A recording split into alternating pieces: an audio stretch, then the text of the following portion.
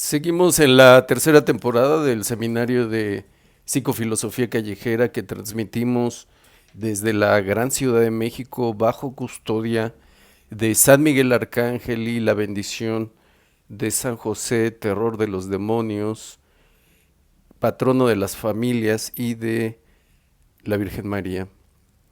Tal vez, tal vez a las nuevas generaciones no. Y sí, pero bueno, para eso estamos, ¿no? No les sea familiar esta historia de la guerra de los mundos. Ah, Parte todo esto de un libro que se llama justamente así, La Guerra de los Mundos, del escritor, perdón, H. G. Wells, Herbert George Wells. Tomo esta imagen de Wikipedia simplemente como mera referencia. Es un libro muy entretenido en la cuestión de, digamos, en el género de la ciencia ficción, em, que estaba en los hogares, en cualquier biblioteca familiar medianamente ilustrada, que tampoco es que eso fuera muy habitual, ahora no lo es, antes era tal vez un poquito más frecuente.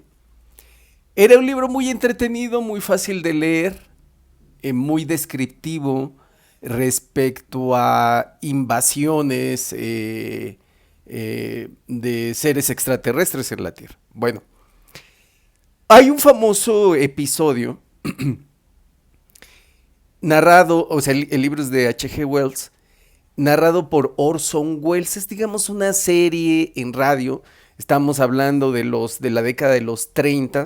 Aquí viene especificado en Wikipedia. Dice, se emitió en directo un episodio de Halloween a las 8 p.m. un domingo del 30 de octubre de 1938.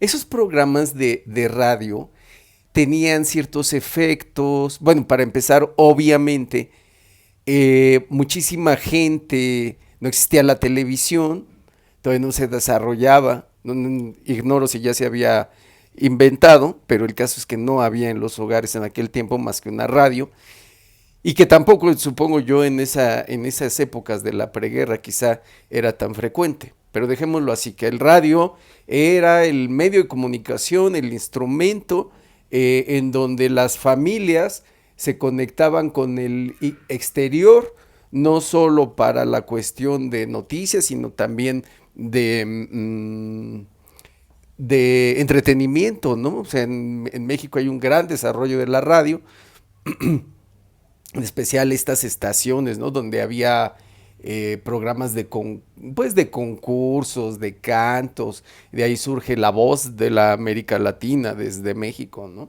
Entre tantas cosas, ¿no? Entre tantas leyendas de la radio, hoy ya francamente, vergonzosamente convertidas tú ves puras noticias, ¿no? Es decir, bueno, ya esa magia de la radio en donde se escuchaban diversidad de programas, se escuchaba música, hoy quedó reducida a noticias. ¿Por qué, no? O sea, ¿por qué en un país tan pobremente informado existen tantos noticiarios? Pues porque creen, ¿no? Por el gran poder de los dueños de las instituciones, de las empresas de comunicación, ¿no? ¿Qué les hace acercarse al poder, hacer business con el poder, relacionarse con el poder, ¿no? Ya a nadie le interesa poner música, ¿no? Eso ya no deja. Además, la música hoy en día pues ya se escucha a través de otras instancias. Bueno, entonces, este programa, estamos hablando de los 30, que la gente incluso se reunía en familia para escuchar la radio. Entonces, Orson Welles, se convirtió después en un afamado director de cine, que entiendo que no tiene nada que ver con el director. Y si tiene que ver, que a lo mejor siempre esto causaba confusión, ¿no? De Orson, o sea, la novela es de H. G. Wells y el programa es de Orson Welles.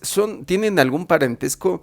Yo sabía que no, pero no viene al caso. El punto es que no son las mismas personas. Orson Welles insisto, después un gran director de cine que entre otras grandes obras dirige El Ciudadano Kane, ¿no? Entonces ahí Orson Welles empieza, eh, incluso desde el principio, a hacerlo muy real. Este es, o sea, en lugar de decir buenas noches, esto es así como, estamos en la tercera temporada del seminario de psicofilosofía. No, él arrancaba desde el principio y decía algo así como que este es un mensaje o interrumpimos su programa, interrumpimos este programa para darles información. Y entonces empezaba a describir con detalle acerca de una invasión extraterrestre, ¿no?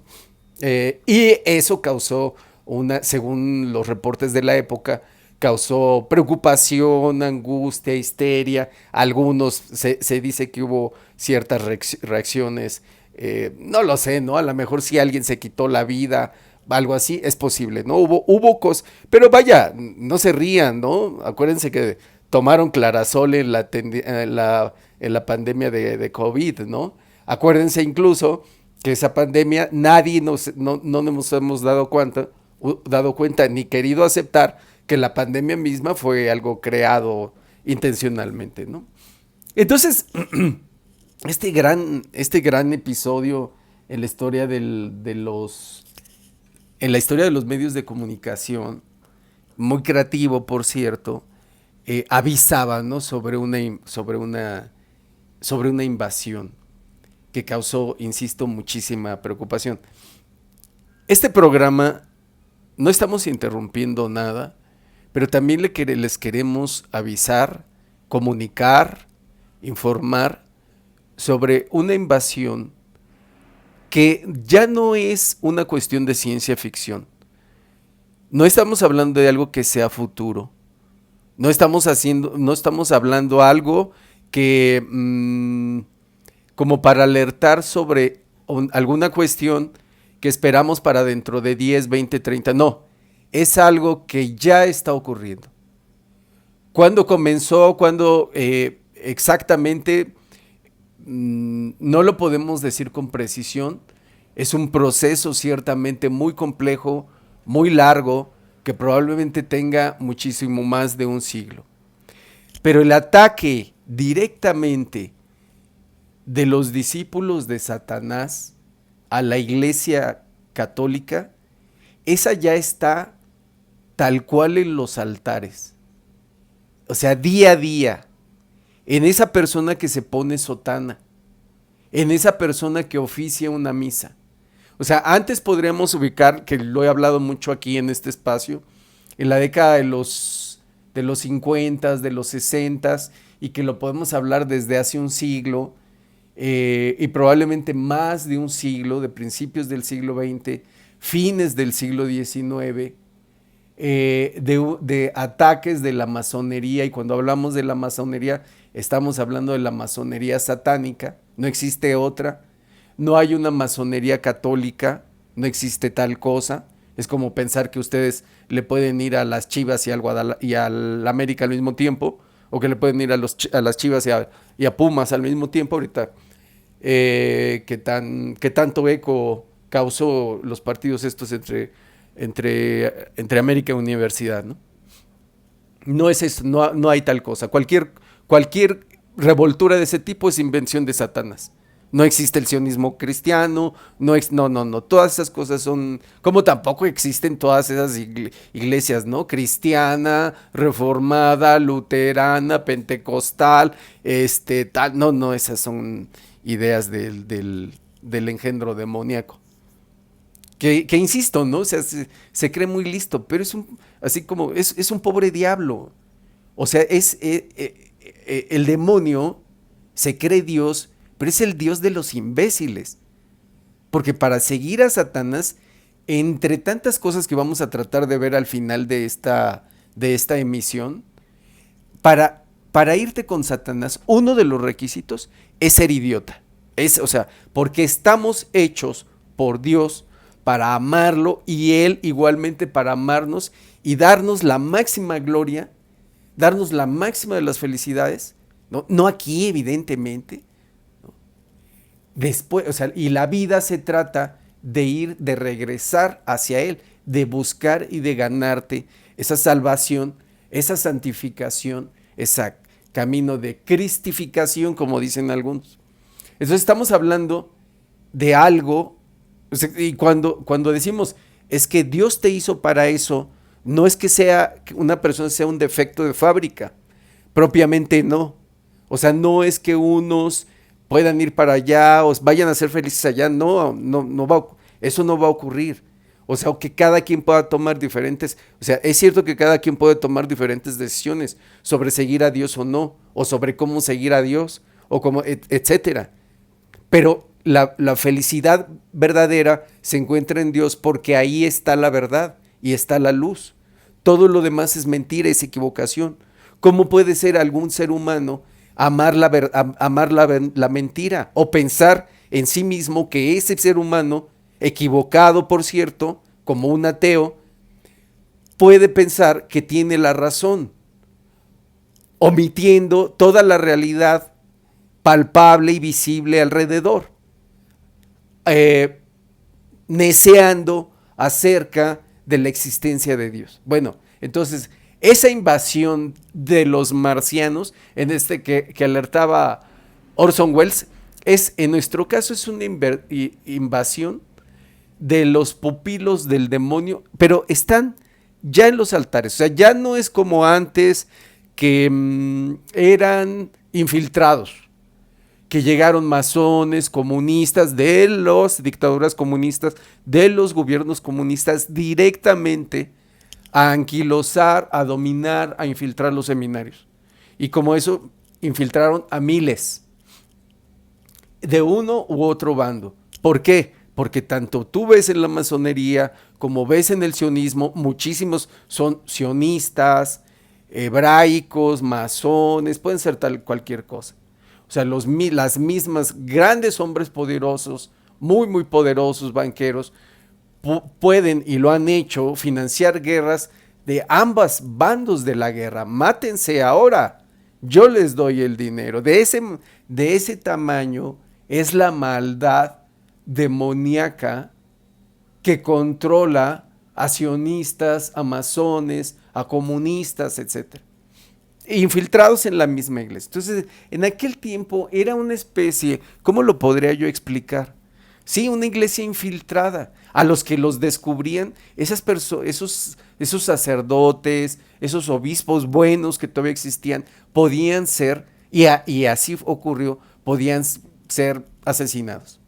De hecho, el Papa, el último Papa bueno, verdaderamente Papa, Pío XII, enfrentó a muchísimos de esa manera.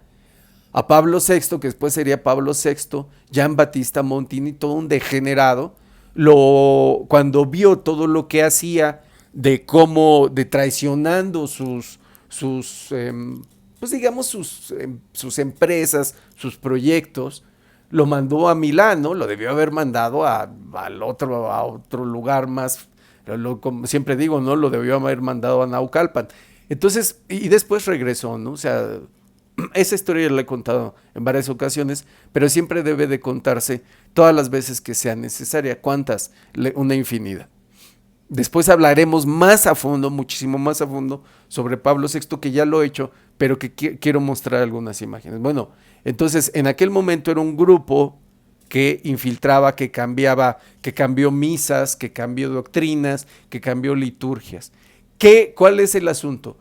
Bueno, es que dominando la Iglesia Católica puedes dominar al mundo. ¿Cuál es tu interés de dominar al mundo? Pues deshacerte de él, eliminarlo, etcétera, causar toda una serie de catástrofes. Pero una de ellas, muy importante, es suprimir la Eucaristía, el sacrificio de nuestro Señor Jesucristo en el altar, en este caso a través de la misa, para la salvación de nuestras almas. Eso el demonio lo sabe bien. Entonces lo quiere suprimir, según entiendo, algunas profecías, lo va a lograr en algún punto específico, y ese es el momento del final de todo, cuando Dios nuestro Señor intervendrá. De una forma, digamos, más definitiva, ¿no? Entonces, quitando todo esto, tu posibilidad de salvación se va diluyendo, diluyendo, diluyendo. ¿Qué implica todo esto? Una condenación.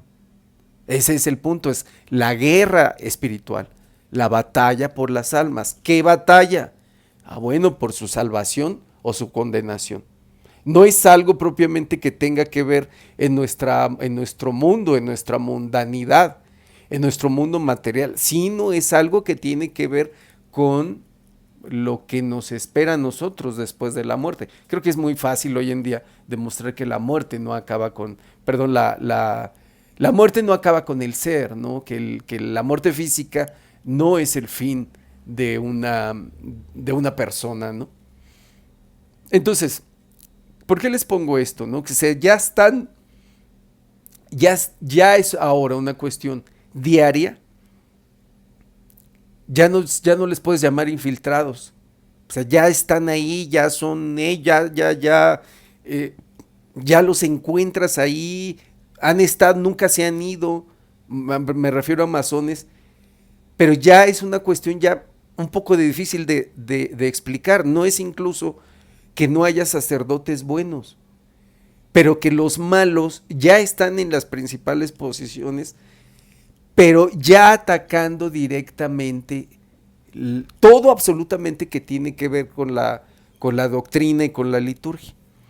En la misa de ayer en la Catedral Metropolitana, aquí en el centro de la Ciudad de México, donde ya no hay misa tradicional, o sea, el último bastión era esa vieja capillita, parroquia, por Salto del Agua y en Arcos de Belén, me parece que es Izazaga y Eje Central. Entonces le echaron más para allá, más para adelante, porque a Satanás no le agrada la misa tradicional. Entonces, ¿cuál es la importancia del primer cuadro del centro histórico? Es el primer cuadro, es el más importante, es el de la batalla espiritual. Por eso ustedes en el centro histórico ven que fue donde se aposentó la cultura española sobre la demoníaca cultura, no, la demoníaca cultura prehispánica. No, nosotros no nos debería de importar el asunto ¿no? En que las huestes del demonio se pelean, es que éramos buenos, es que éramos malos, que discúlpense, no, olvídense de eso. Eso no es importante, eso es un distractor. Los españoles vinieron no por santos ni por buenos, vinieron a traernos la salvación, te guste o no te guste. ¿Cuándo van a pedir perdón los españoles? Pues ¿cuándo van a pedir los aztecas por tantísimos que liquidaron en guerras o que sacrificaron a sus dioses que no son dioses, son demonios? Al demonio siempre le ha gustado decir que es Dios, siempre se ha vestido de ángel de luz y los idiotas le creen y así construyó el Islam. Y así construyó, o sea, hoy todavía hay imbéciles que dicen que Quetzalcóatl es Dios. O sea, y lo dicen con ese desparpajo. Pero es que hay que ser imbécil. O sea, ¿cómo a cualquier cosa, a cualquier fulano que diga que es Dios, le vas a creer? Por Dios.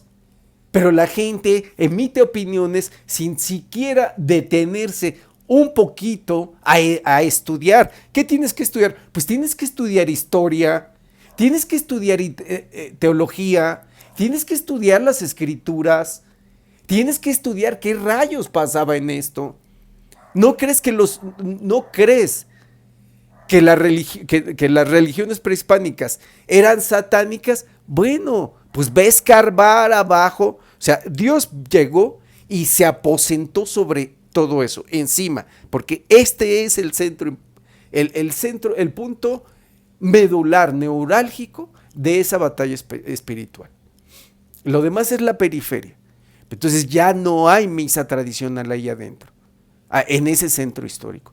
Entonces, en la catedral, que por supuesto sigue siendo pues el principal recinto religioso en México, aunque ya en los hechos hace mucho desplazado por la Basílica de Guadalupe, que ya también he hablado sobre su importancia.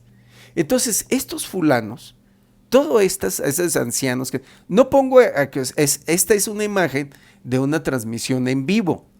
Bueno, yo estuve O sea, lo hablo porque yo estuve ahí. Misa de 12 del día, al mediodía, en la Catedral Metropolitana de la Ciudad de México. Hay transmisión en vivo, ustedes la pueden checar para que vean que no estoy mintiendo.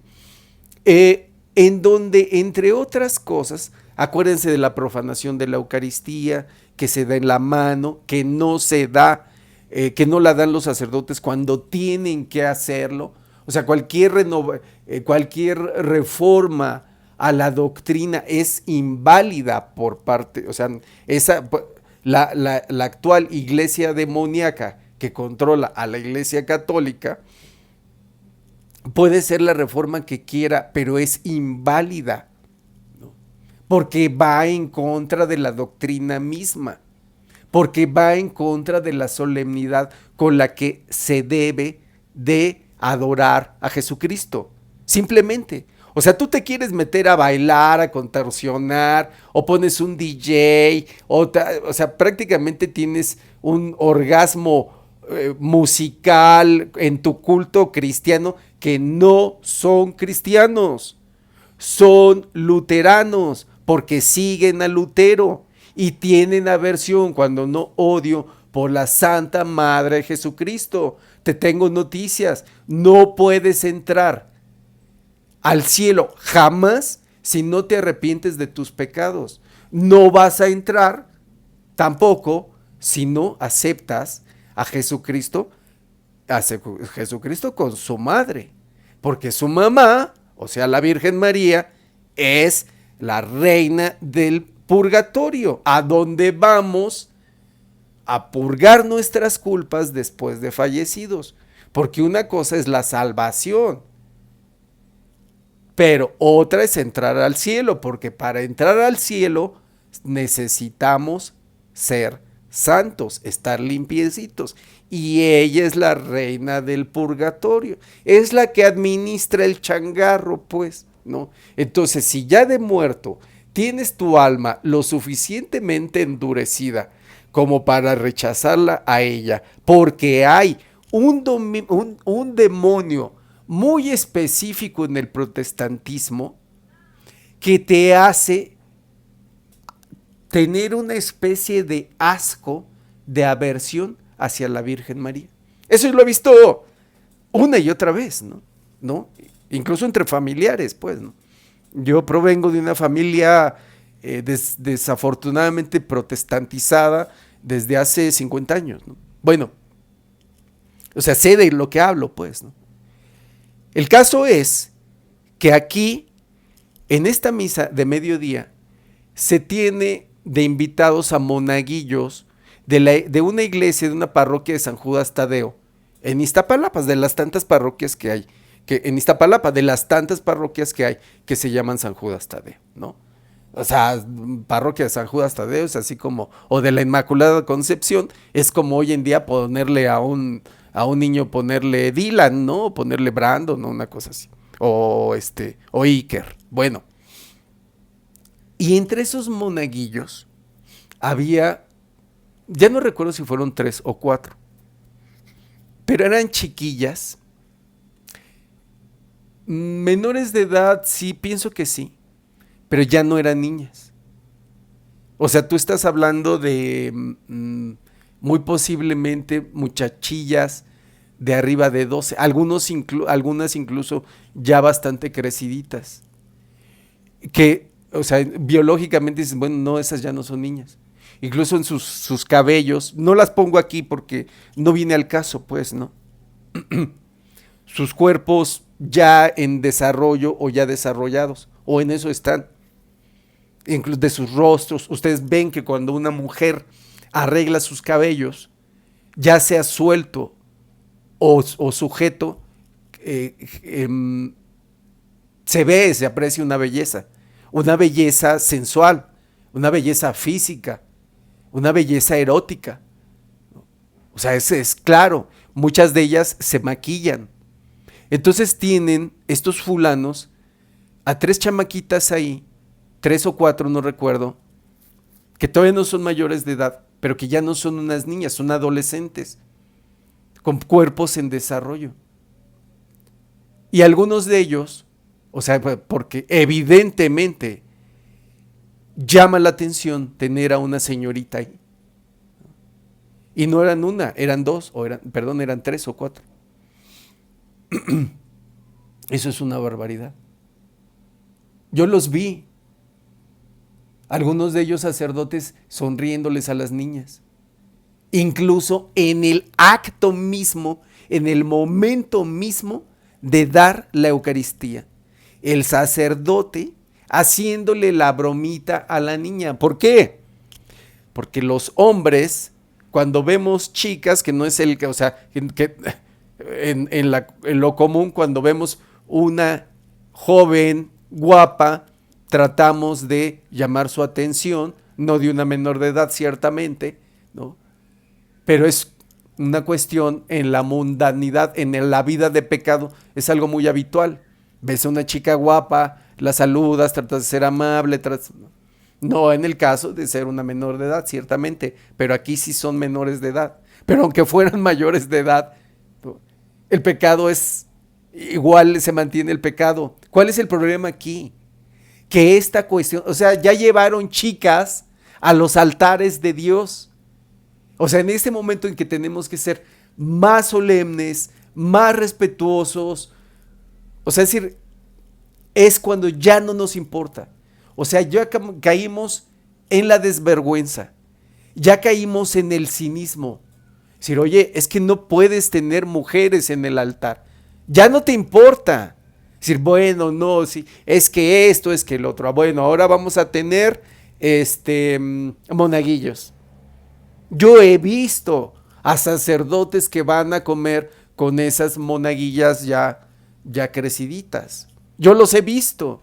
Y yo no digo ni puedo decir, es que hay algo entre ellos, no lo puedo decir. He visto como una de esas chicas, ya mayores, o sea, no, estoy hablando de otro caso en otra parroquia, le hablan de tú al sacerdote. O en celebraciones como bailan con ellos, las señoras, incluso hace poco me contaba una señora, una amistad, ¿no? Que a tal sacerdote en la noche, las mujeres, a tal sacerdote de esos que son así como youtubers también, que tienen cierta popularidad, como las mujeres lanzadas, ¿no? O sea, haciéndoles propuestas indecorosas. Pero estamos viendo de una invasión femenina que no debe de ser a los altares de Dios. O sea, que es una completa falta de respeto. O sea, que vaya, creo que ni siquiera esto se inserta en este asunto tan hereje, tan blasfemo, con lo que hablaba de la obispa, arzobispa, avispa, sacerdota, ¿no? De la iglesia anglicana. O sea, no es precisamente ese fenómeno. Pero aquí o sea, yo he visto cómo un sacerdote que es asistido por una mujer guapa, atractiva, de pechos protuberantes, cómo el pobre hombre, ¿no? Cómo se distrae y cómo empieza a generar un afecto, no, a partir de un deseo, un afecto por esa mujer. En el caso que estoy aquí ilustrando en la catedral, no es el mismo fenómeno. O sea, son ellos que ya llevan chiquillas a los altares directamente. O sea, ya no es de una chica o de que está en la escuela, no sé de esto, que es catequista, no. O sea, ya ellos las llevan directamente, menores de edad, a presidir, a oficiar, a auxiliar en la misa, en una de las misas más importantes del domingo, Día de las Madres, en las que una de nuestras principales peticiones a nuestro Señor es que bendiga a las madres, a todas las madres del mundo. Siempre en las oraciones existe una noción de proximidad, siempre. Es evidentemente que esas oraciones tú pides primordialmente por las madres de tus seres queridos, por las de mayor cercanía. Y también en esa petición, en esa súplica, te enfocas en las madres de las almas del Santo Purgatorio. Entonces, ¿cómo Dios va a tomar en serio tu petición, que es bien necesaria, cuando llevaste chicas a las cuales estás mirando y con las cuales estás bromeando en el momento más solemne de repartir la Eucaristía? Yo pienso, y esa es una idea mía 100%, que si vas a pecar, trata de que Dios no te vea. Eso es una metáfora. Trata de que el Señor no te vea. Y que cuando lo haga, porque se va a dar cuenta, que tengas una buena excusa y que tengas un buen argumento. O que tengas una buena disculpa.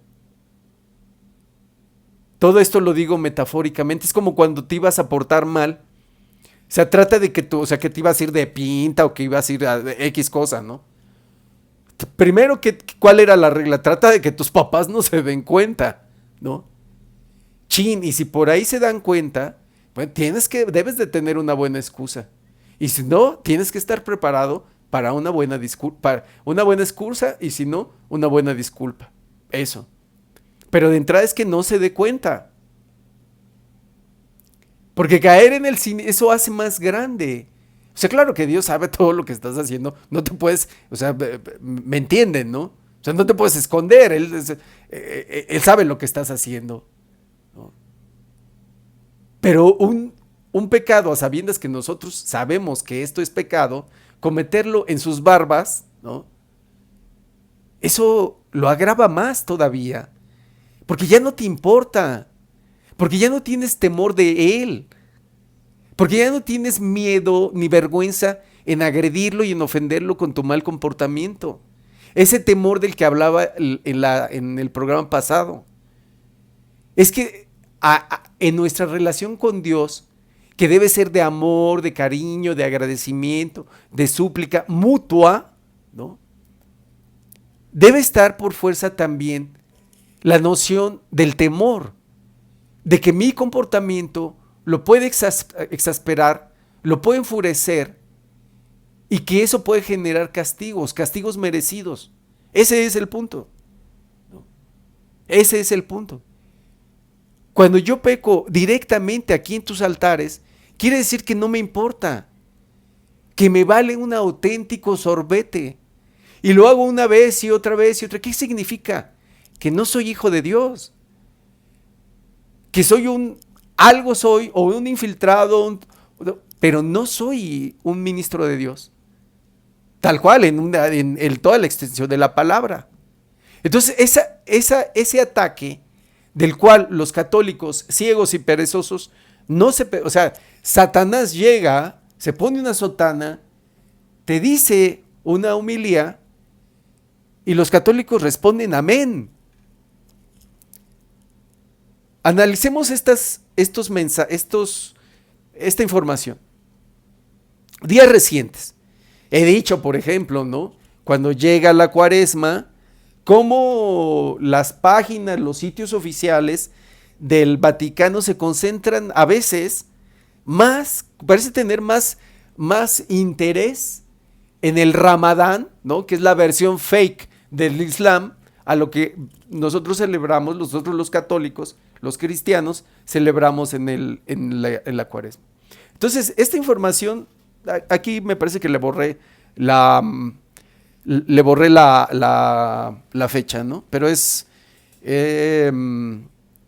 de mayo seguramente. León XIV pide a cristianos y musulmanes construir juntos una paz basada en la compasión y la empatía. Es esta cuestión de empatía, yo la he hablado muchísimas veces desde la aula, desde las clases, ¿no? La empatía es una patraña, ¿no? O sea, porque eres empático cuando te conviene o cuando puedes. Pero en los momentos difíciles, o sea, ahí no es aplicable la empatía. Y lo vemos en la vida real.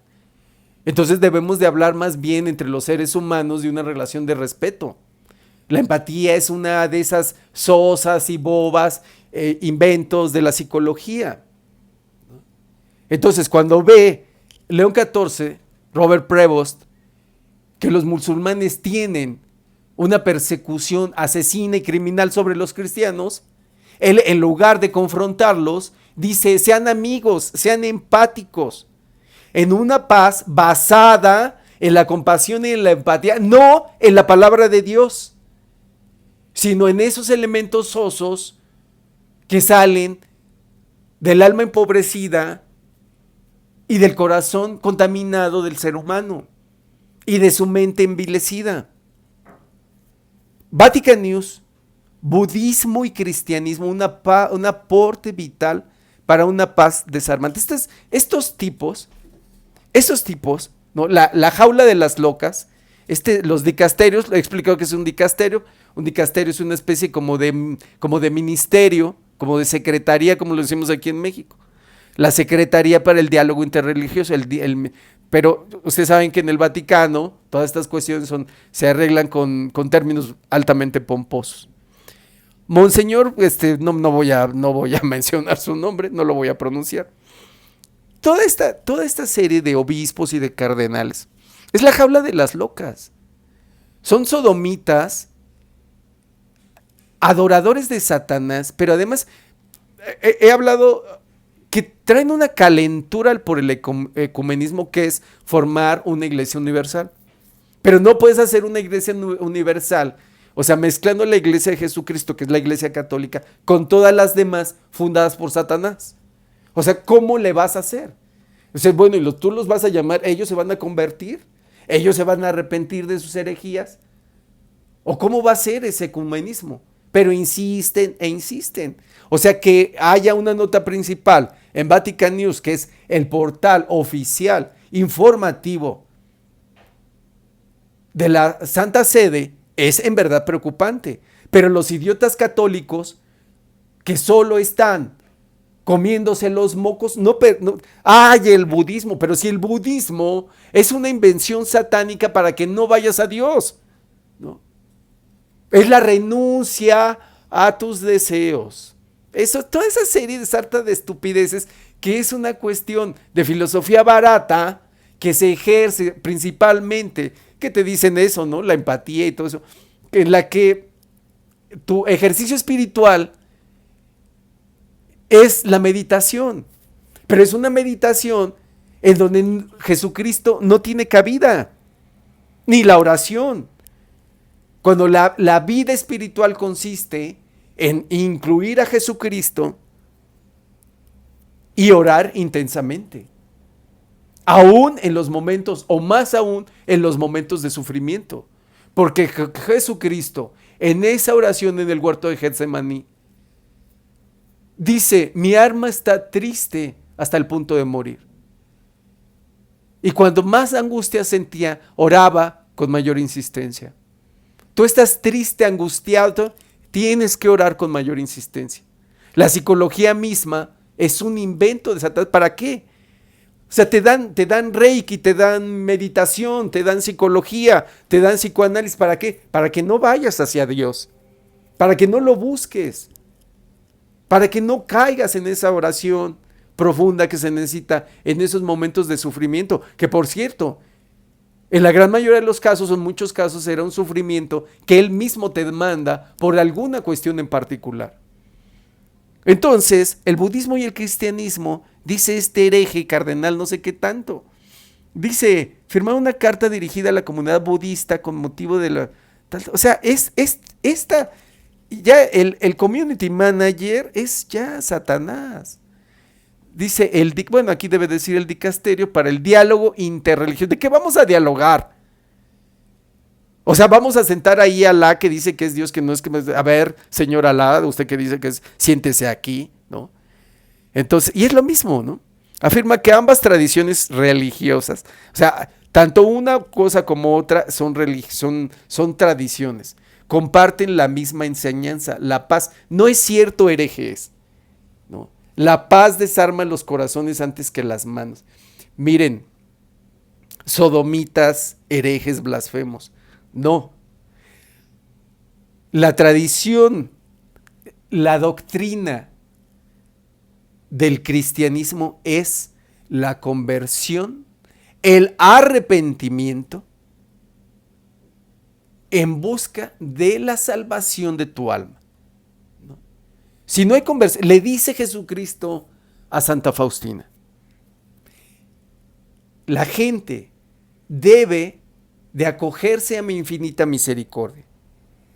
Mientras, si no buscan, aquel que no busque la paz en mi misericordia, no tendrá paz.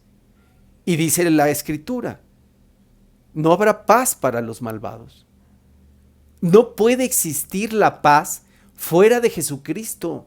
Una de dos, o le creemos a estos herejes del Vaticano, a la jaula de las locas, los obispos sodomitas que además de todo, ¿cuál es el punto? El ecumenismo es, pues quieren erradicar, eliminar la Eucaristía, que es lo que dije al principio, ¿no? Porque ese es el alimento del alma, ese es el purificador, ese es el que quita los pecados del mundo. Porque si no te quitan los pecados del mundo, pues no vas a pasar la aduana del juicio. Entonces, para que vean que ya están aquí. Orson Welles podría decir un programa, ¿no?, sobre cómo los demonios ya están operando, celebran las misas, dirigen toda la política, la liturgia, la doctrina, están en los altares, dan la hostia, llevan sotana, se dicen obispos, ocupan un dicasterio, eligen al papa, son papas, esto, el otro y aquello. Y la sinodalidad, que es el otro elemento de esta iglesia moderna o neomodernista del siglo XXI, es la sinodalidad, es la pasión de los obispos, de los sacerdotes, por el miembro masculino, la homosexualidad. O sea, les encanta por delante y por detrás. Eso es, ¿no? Son viciosos. Digo, aquí está atrás de mí mi cuadro de la Virgen de Guadalupe, entonces si digo malas palabras, cuando diga malas palabras, por lo menos me cuido de decirlas lejos de ella. Pero ella sabe que no estoy mintiendo, ¿no? Ella misma lo advirtió en La Saled, lo advirtió en Fátima, lo advirtió en Garabandal. Pero de todos modos, no voy a hacer una expresión soez delante de ella, ¿no? ¿Qué ocurre? Pues que a los obispos les encanta aquellito.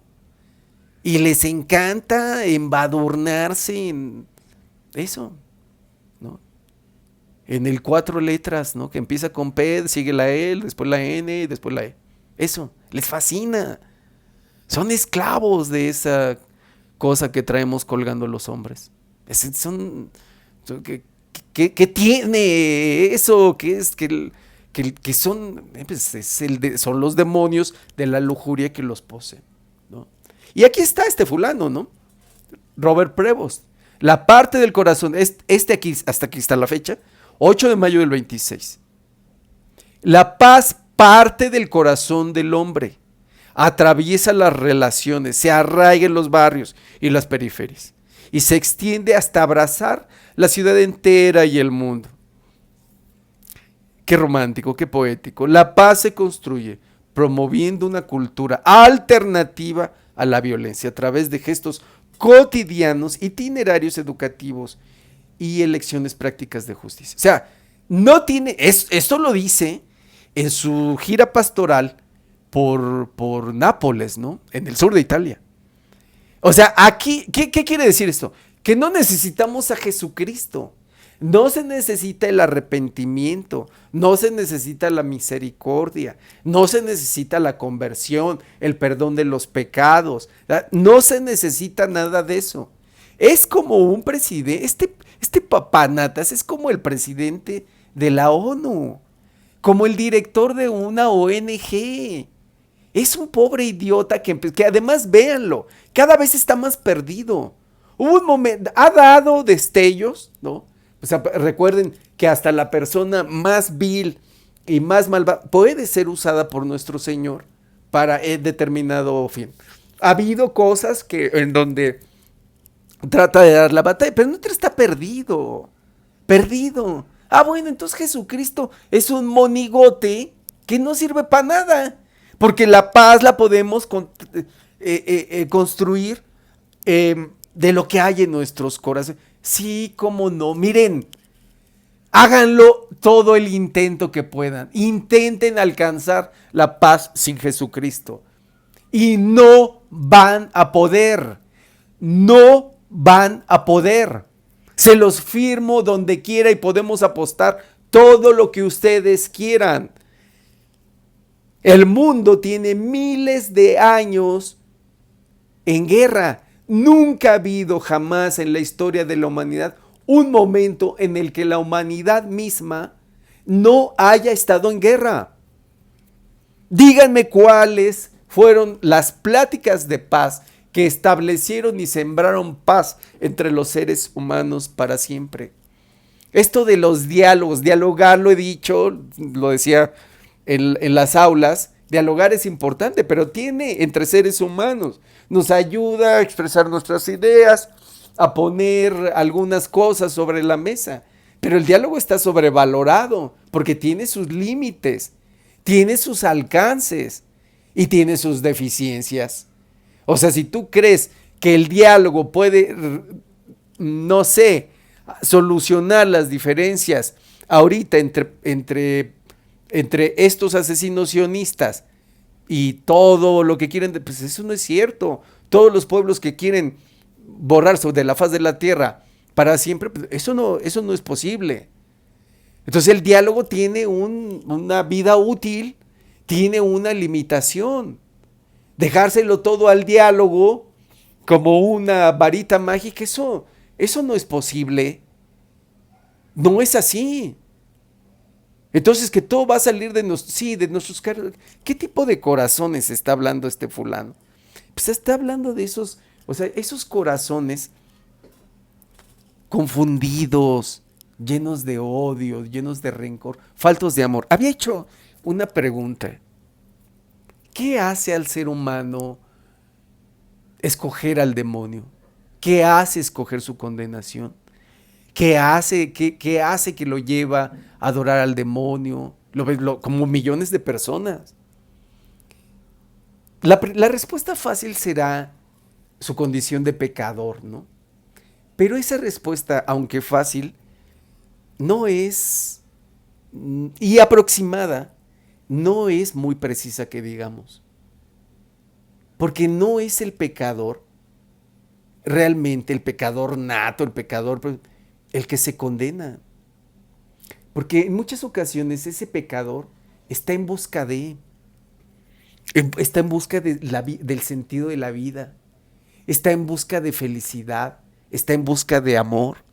Y a veces lo trata de encontrar en el alcohol, en la pachanga, en las viejas, en esto, en el otro. Ese es el pecador. El malvado, el que se va, o sea, el malvado, las élites, los que visitaban la mansión de Jeffrey Epstein, su isla, tipo Bill Gates, y todos estos que hacen una y otra tropelía, entre ellas regar pandemias. Esos son malvados, ¿no? Las transnacionales, las grandes empresas, los que controlan el mundo, que controlan a los mismos políticos. Esos son malvados, esos son malvados que trabajan para Satanás. Esos son otra cosa. Pero más abajo, el pecador, no, cuando vean estos videos que dicen, este pecado te condena, no, momento. No hay ningún pecado, o sea, ningún pecado cometido a través de una acción que te condene, que Dios no sea capaz de perdonar. Momento. La misericordia de Dios, Él lo ha dicho y lo ha prometido, es infinita. ¿Qué quiere decir eso? Que Él puede perdonar absolutamente todo. Claro, pues para perdonarte te tienes que arrepentir, ¿no? Primero, y tienes que pedir perdón. Si no te arrepientes, o sea, ese es el pequeño meollo en el caso del perdón. Y cuando, por ejemplo, si acabas de hacer tal cosa y esto, ustedes creen que, vean, lo he dicho en muchas ocasiones, que es extensible a tantísimos políticos y hombres importantes perversos. O sea, los verdaderos malvados y los verdaderos perversos. Lo he dicho de los capos de la droga. ¿Cuáles han visto? ¿Han visto algunos que se han arrepentido? No, ni lo harán. Utilizan los recursos que les restan en tratar de obtener indultos, reducciones a sus sentencias, pero no alcanzan ellos, aún estando refundidos en las cárceles más solitarias, no alcanzan a tener ese arrepentimiento, porque su alma está tan endurecida, tan envilecida, tan contaminada, que ya no alcanzan eso. O sea, el propio demonio, lo he dicho en varias ocasiones, el dios de los idiotas, el demonio que puede ser muy listo, muy poderoso, sí, pero en realidad es un pobre imbécil, porque él ya no tiene, yo supongo que eso ya se lo quitó Dios, él ya no tiene posibilidad de amar, él no sabe amar. Luego entonces su vida es de sufrimiento, de remordimiento, de odio, de destrucción. Él ha sido despojado justamente por Dios de su capacidad de amar, de su capacidad de arrepentimiento, de su capacidad de su posibilidad de redención. Recuerden una cosa, cuando hemos hecho algo mal, cuando hemos herido a otros, el arrepentirnos y el pedir perdón, al menos hacerlo a través de Dios, te libera de un gran peso. Toda esta es estupidez, es decir, perdónate a ti mismo. No, lo dice Hannah Arendt, la filósofa. Nadie puede perdonarse a sí mismo. No, te tiene que perdonar Dios. Te tiene que perdonar en todo caso la persona a la que le hiciste daño. Y no debes de guardar resentimientos hacia ella, ¿no? Entonces el demonio ha sido despojado de todo eso. Bueno, entonces, más abajo, ¿qué hace a una persona consagrarse? Y dice, bueno, he dicho, ¿no? Bueno, pues a veces son como bestias, ¿no? Socios, no les importa esto, no, o sea, no son pecadores, no son pecadores como los que conocíamos en no sé, en aquellos tiempos del rock en español, ¿no? Que nos echábamos unas chelas, que estudiábamos periodismo. No, no son esos, no es ese tipo de pecados. O sea, es gente capaz de sumergirse en las cloacas de la inmundicia del demonio. Pero eso no es suficiente, eso no responde del todo, porque hay gente que ni siquiera está consagrada a eso. O sea, porque buscan un beneficio, ¿no? Venden su alma al diablo por unos tenis, o por un coche, o por unas reproducciones de sus videos, de sus podcasts en YouTube. Venden su alma al diablo por cualquier tontería, o por grandes tonterías, pero que son tonterías cuando pierdes el amor de Dios y la posibilidad de salvación. Cuando pierdes eso, todo lo demás, pues es una tontería. Pero lo que me intriga a mí, no, en este momento, no es sobre esos grandes perversos o esos grandes malvados, o sobre esas bestias que están consagradas a esas abominaciones, a toda esa basura que las vemos en las calles de la Ciudad de México. Por ejemplo, esa cosa monstruosa que llaman Santa ya saben qué cosa, que de santa no tiene nada. Pero la gente es tan estúpida que cree en la santidad de ese engendro. Pero hay algo más. Hay algo más. ¿Qué hace una persona encontrar ante la bifurcación del camino, un camino a la izquierda, otro a la derecha? ¿Qué hace a una persona que puede ser que ni siquiera esté consagrada al demonio, que no sea de esos grandes malvados? Es cierto que está bajo una gran influencia demoníaca, pero seamos honestos, si el demonio no existiera, nosotros lo inventaríamos. Seamos honestos, nosotros lo inventaríamos. Y saben una cosa, en algunos casos el demonio no es fundamental en la condenación de algunas almas. No lo es. Porque tal vez esas almas ni siquiera han cometido grandes delitos, ¿no? Así como quitarle la vida a alguien o cosas así. No, no ha sido así. Nunca ha participado en una misa negra. No son esos grandes malvados de las grandes élites.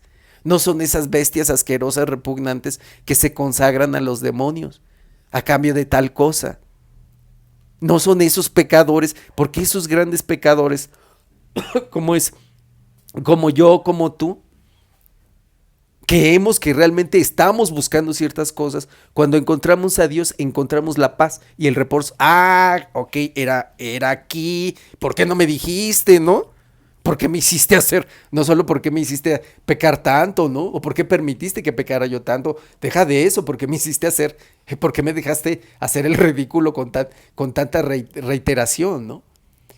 Pero hay algunos que abiertamente rechazan a Dios y que toman el otro camino y que prefieren irse con la competencia y que prefieren rechazarlo. ¿Y saben qué pasa ahí? Esa es una especie muy extraña, muy, muy extraña, pero cada vez, no digo que sea una inversión del siglo XXI, pero cada vez más frecuente. Estamos ante corazones resecos, almas endurecidas, corazones incapaces de amar.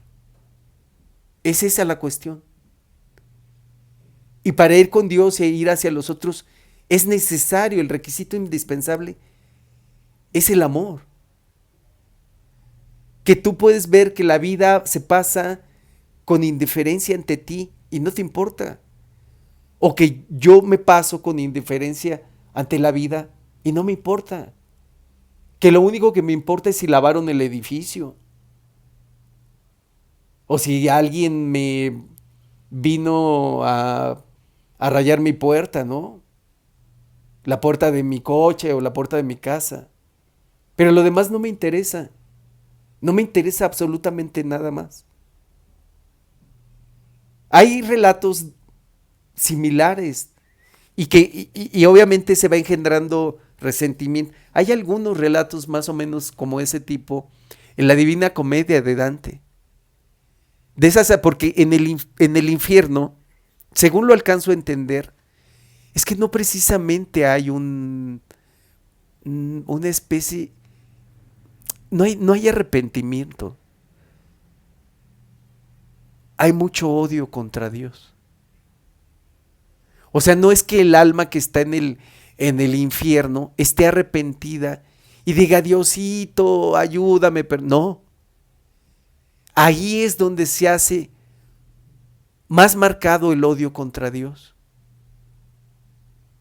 Su indiferencia, su resentimiento, su rencor.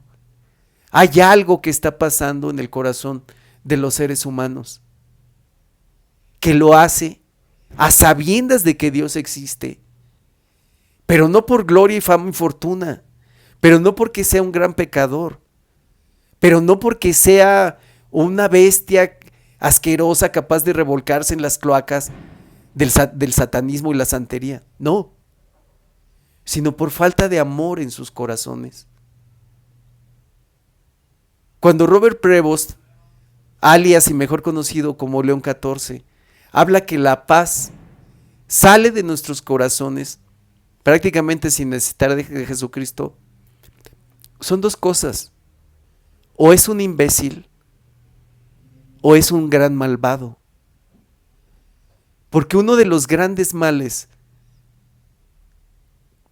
de nuestros tiempos es la falta de amor en nuestros corazones. El corazón el alma endurecida, el corazón reseco, que te llevan incluso a rechazar al Creador mismo. Nos vemos la próxima, cuídense mucho, Dios los bendiga.